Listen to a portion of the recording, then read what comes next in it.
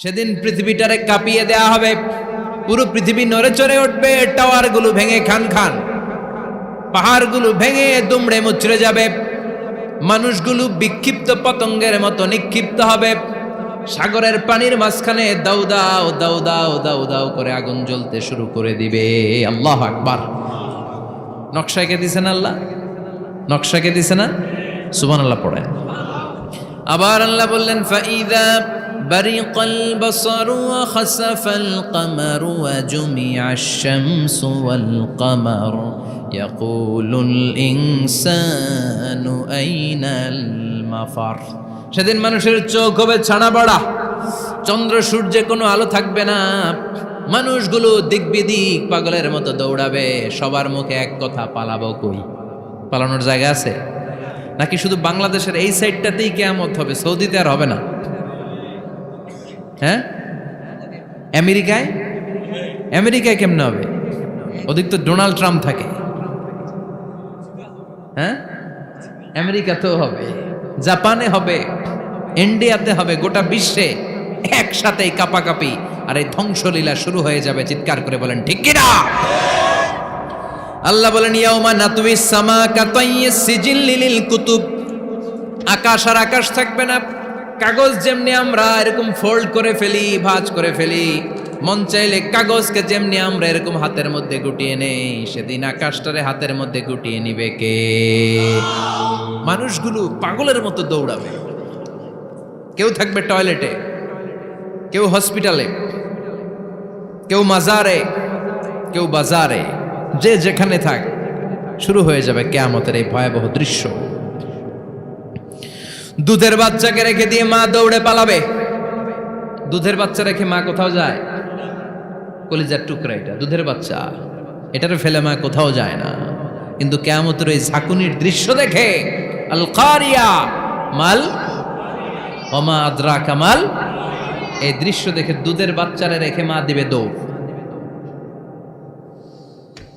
অনেক গর্ভবতী মহিলা থাকবে এই কিয়ামতের সময়ে, যাদের পেটের ভেতরে 2 মাসের বাচ্চা, 3 মাসের বাচ্চা, অপরিপক্ক অপরিণত, বাচ্চাটা এখনো বড় হয় নাই, কোনো বাচ্চার হাত পা এখনো হয় নাই। কিয়ামতের এই ভয়ঙ্কর দৃশ্যটা দেখে জায়গার মধ্যে 3 মাসের অপরিণত বাচ্চাটা ডেলিভারি হয়ে যাবে। আল কারিয়া মাল কারিয়া ওমা আদরাকা মাল। পৃথিবীর যখন এইরকম দৃশ্য, আল্লাহ তাআলা ইসরাফিলকে বলবেন, ইসরাফিল তোর তো 3টা ফুৎকার দেওয়ার দায়িত্ব ছিল, দিয়েছে কয়টা? চিল্লায় বলেন কয়টা? এবার আল্লাহ বলবেন এবার দ্বিতীয় ফুৎকার দে। কয় নাম্বার ফু দিবে?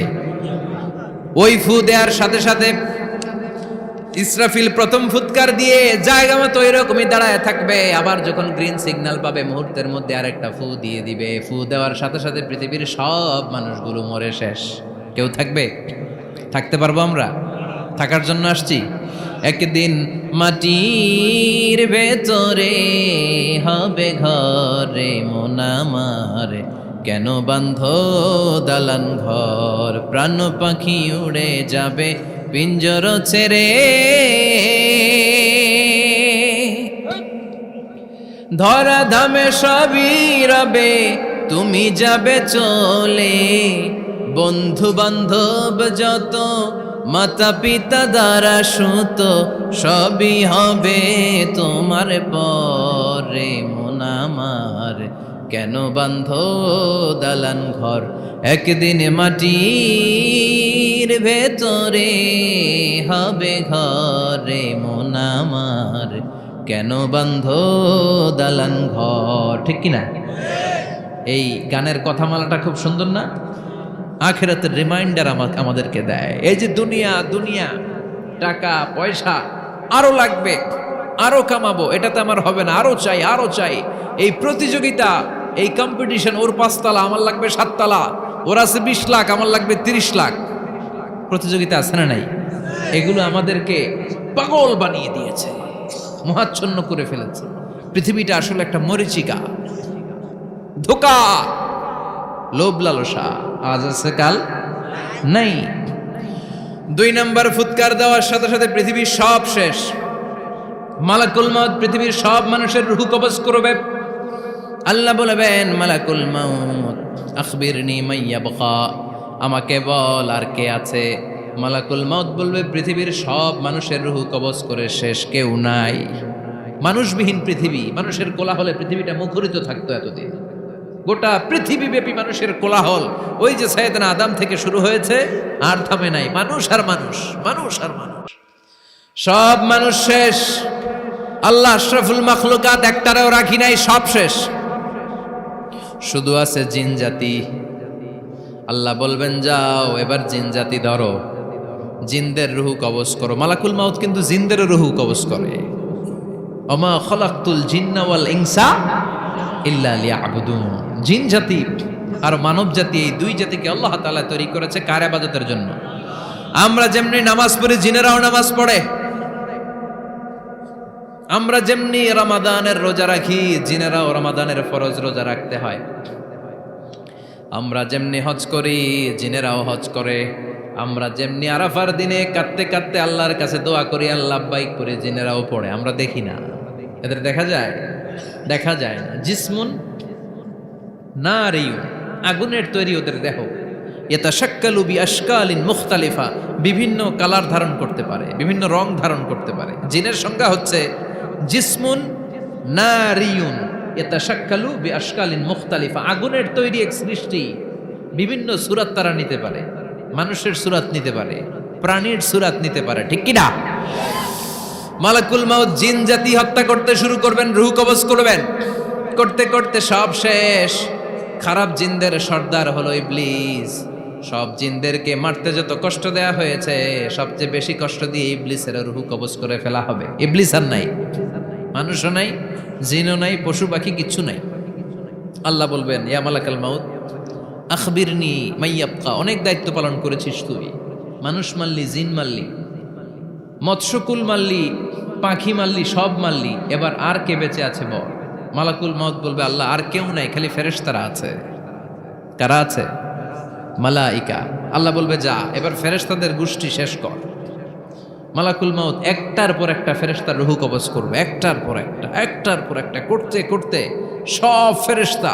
ফেরেশতাদের সংজ্ঞা হচ্ছে জিসমুন নূরিয়ুন ইয়াতাশাক্কালু বিআশকালিন মুখতালিফা, আলোর তৈরি, নূরের তৈরি একটা দেহ, চাইলে বিভিন্ন সূরত ধারণ করতে পারে।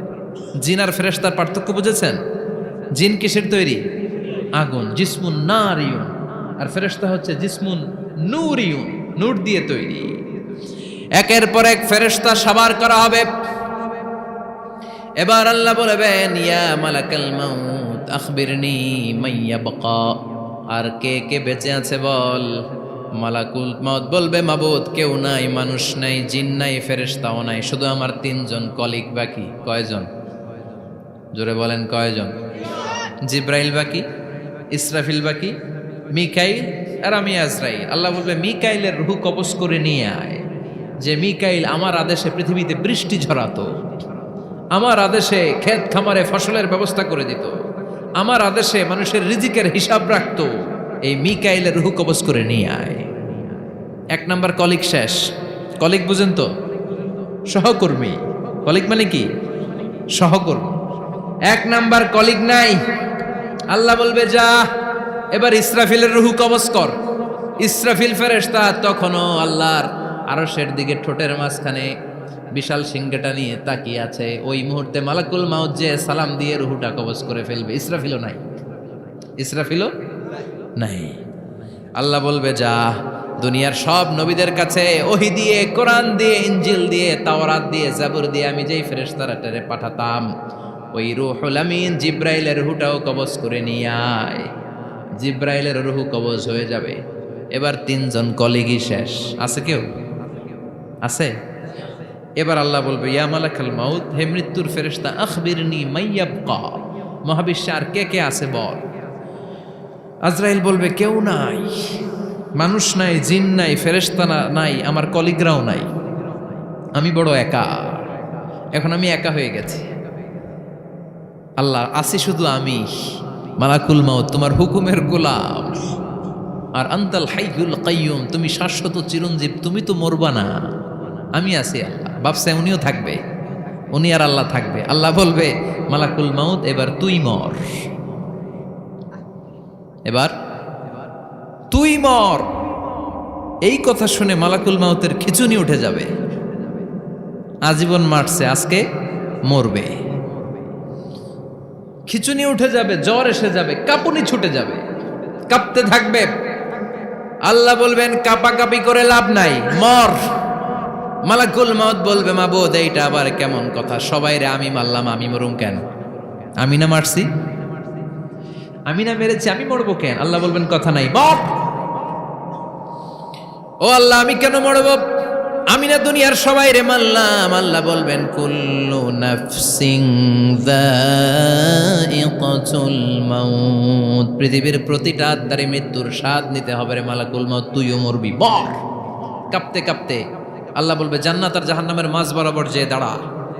মালাকুল মাউত দাঁড়াবে, এই দৃশ্য দেখার মতো তখন কেউ থাকবে না, থাকবে কেউ নাই। মালাকুল মাউত কাঁপতে কাঁপতে আল্লাহ বলবেন কেঁপে লাভ নাই, কেঁদে লাভ নাই, মরতে তোকে হবে। Everyone has to take the test of death, সবাইকে মৃত্যুর স্বাদ আস্বাদন করতে হবে, মর, মরে যা। মুত ইয়া মালাকাল মাউত। আল্লাহ বলবেন ও মৃত্যুর ফেরেশতা মর।